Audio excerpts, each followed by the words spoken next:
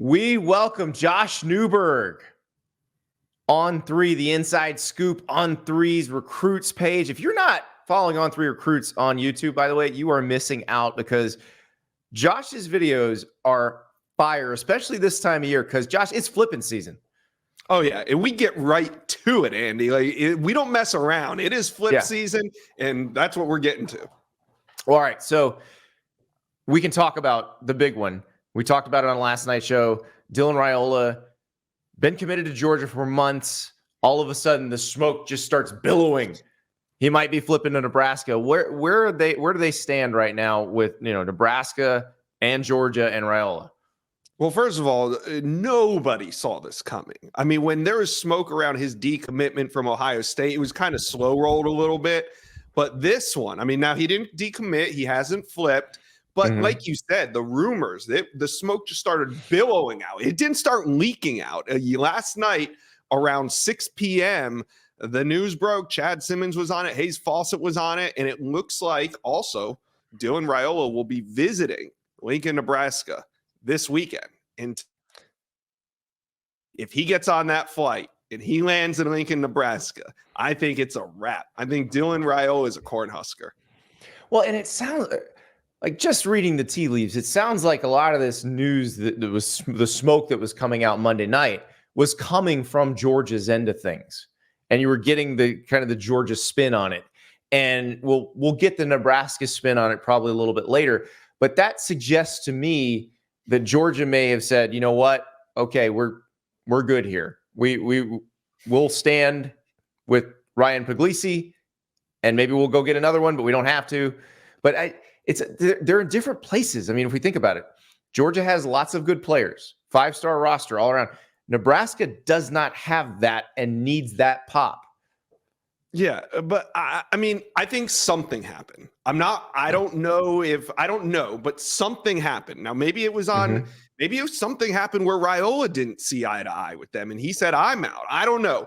But it's clear that something happened, something abrupt. And you're right. Seeing the Georgia Insider, seeing what Rusty Manziel wrote on Dogs HQ last night, not conceding him to Nebraska, but admitting that, hey, it looks like it's definitely trending in that direction. Like seeing Rusty write that so fast made me believe that, yes, there had to be some catalyst to what happened last night. Right. Meanwhile, I mentioned Ryan Puglisi. He's the other quarterback in Georgia's class. Now, he was the guy kind of like a Mac Jones or a Kyle Trask in the past, where he's been the second quarterback in the class behind the really highly recruited guy. But so he's still a 4-star quarterback. He's at Avon Old Farm School in Connecticut, the Winged Beavers, by the way. I've never seen a beaver with wings, but that's who they are. But he holds a signing ceremony this morning, Tuesday morning.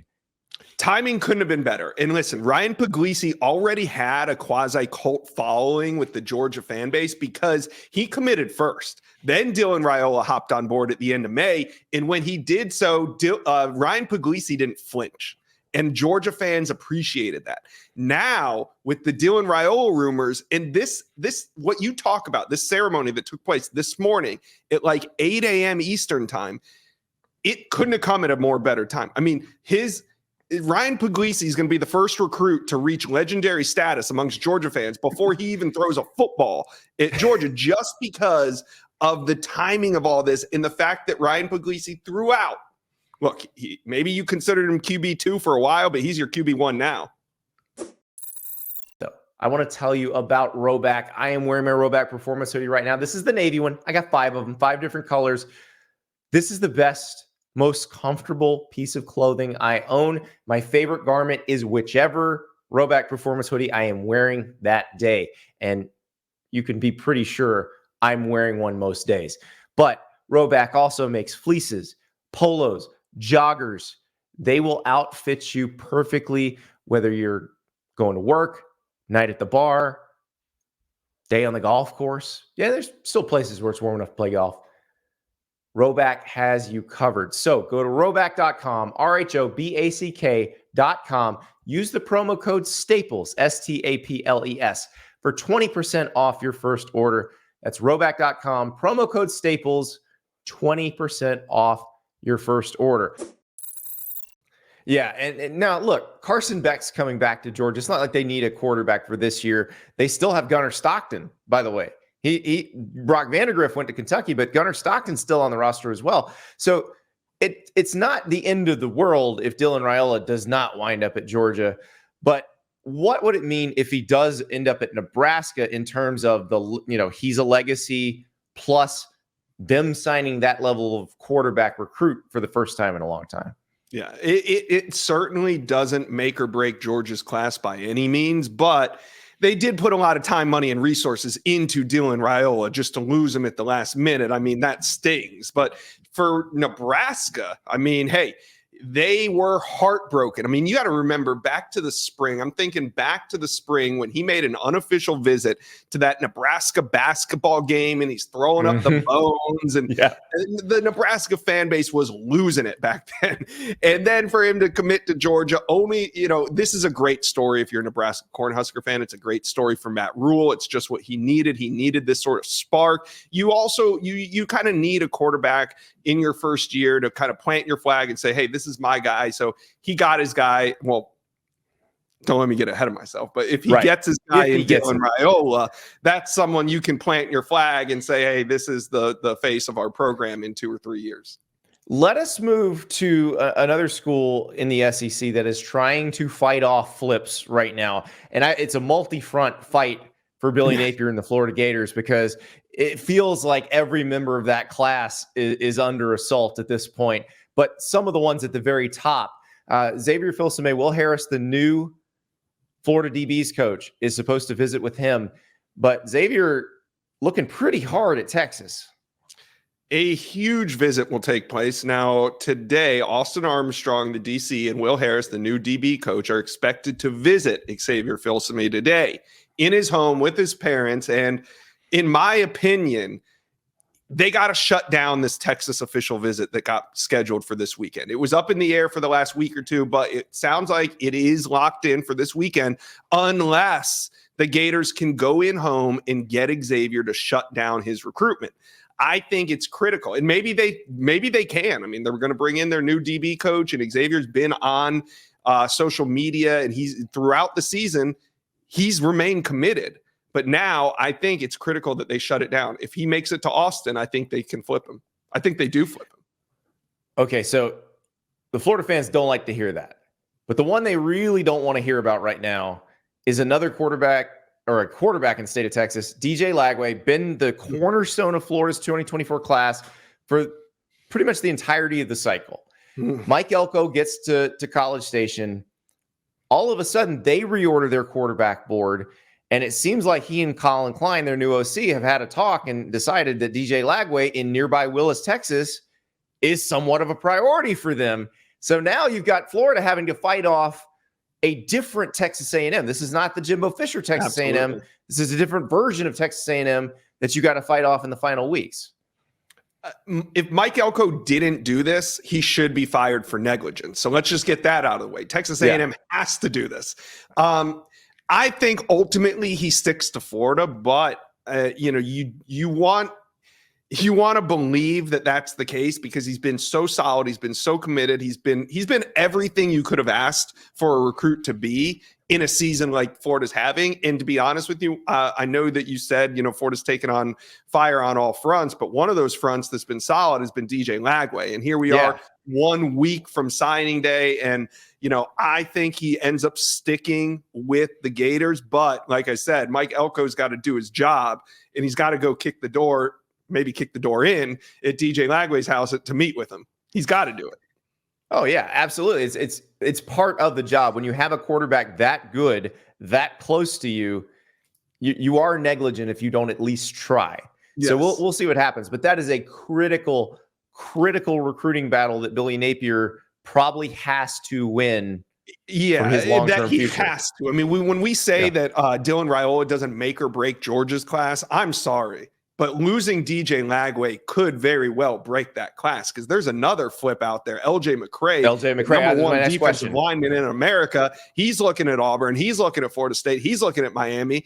He's staying solid to UF. But I think if a piece like a DJ Lagway were to, I mean, you could see, that I don't even want to talk about where that class could go if that were to happen. But Gator fans, I do not expect DJ Lagway to flip. Listen, you heard it from Josh. He's Take it calm for in the what it's waters. Calm in the waters.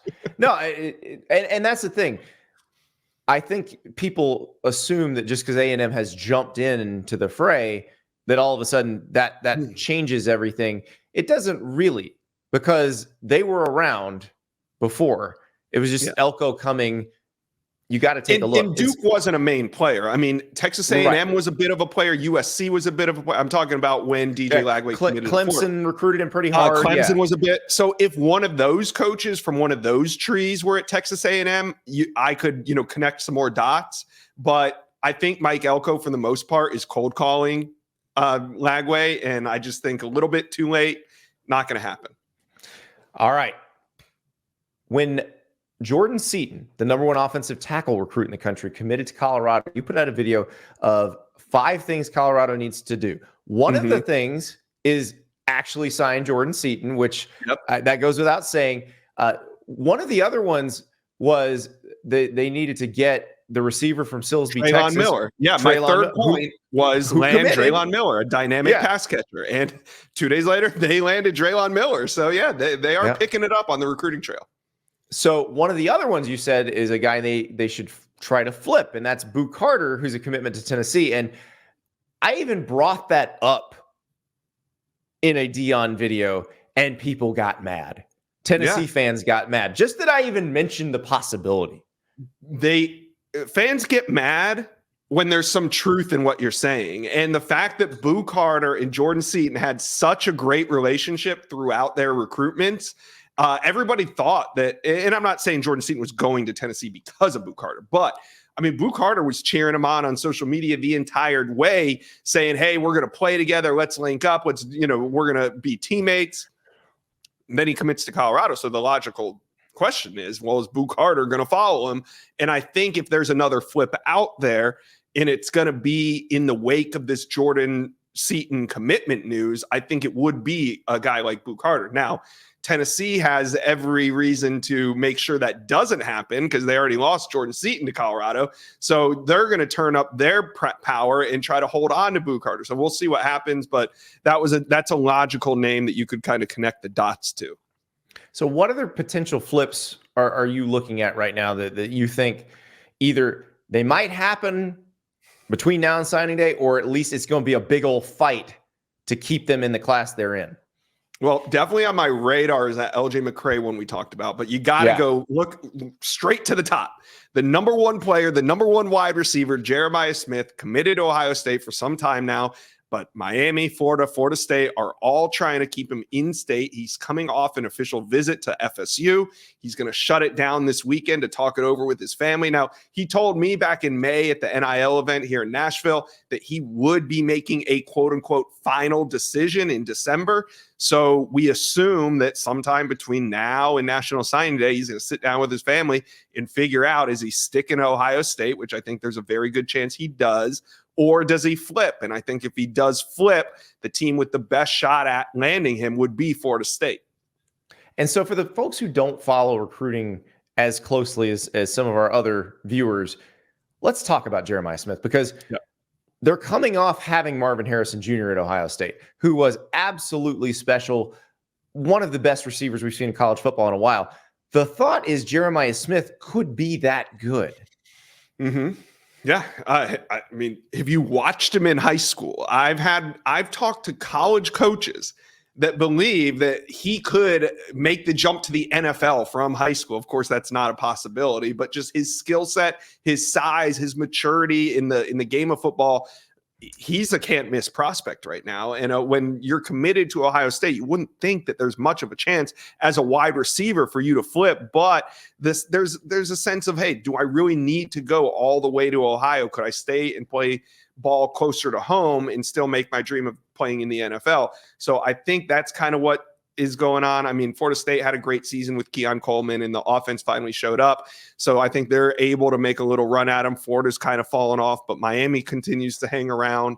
But ultimately, I think it would be very hard for Jeremiah Smith to say no to Ohio State. When you have these top level recruits, how do you balance that with what you're trying to do in the portal?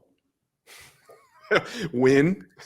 I mean, That's it. honestly, Yeah. winning kind of trumps everything. Winning trumps Okay. depth charts. Winning trumps the transfer portal. So if you can be a winning program and show that your trajectory is going high, then maybe some recruits will be able to sit on the depth chart for a year or two and just see how things go. But if you're a losing program, who wants to sit around on a losing program? So I do think in those, you got to be strategic. Hey, maybe you make most of your portal additions after signing day. I know there's only a small window there after signing day, but if you're worried about your DB decommit, and if you take this safety, then maybe you just wait until, after signing day. It is going to be quite the dance that some of these schools are doing as they try to deal with all that. But I can't wait. The Dylan Raiola thing was crazy, but it sounds like there's going to be a lot more of that over the next week as we get to National Signing Day. Yeah, because it was unexpected. It was a reminder that expect the unexpected. Meaning, like, if I was able to tell you, if you were like, hey, Josh, what's the biggest flip on signing day? And I was able to tell you, well, then it wouldn't be a big surprise. The biggest, most surprising ones are the ones that nobody sees coming. And I'll be honest, the Dylan Raiola stuff, nobody saw that coming. Well, it is made for a very interesting week, and it's going to make for an interesting next 7.5 days. Josh Newberg, thank you so much. Yep. We're going to have a blast over here. Thanks. Thank you so much for watching. Just a reminder, subscribe to this channel right here so you never miss an episode of Andy Staples on 3. And oh, by the way, watch all the other great videos on the On3 Sports YouTube channel.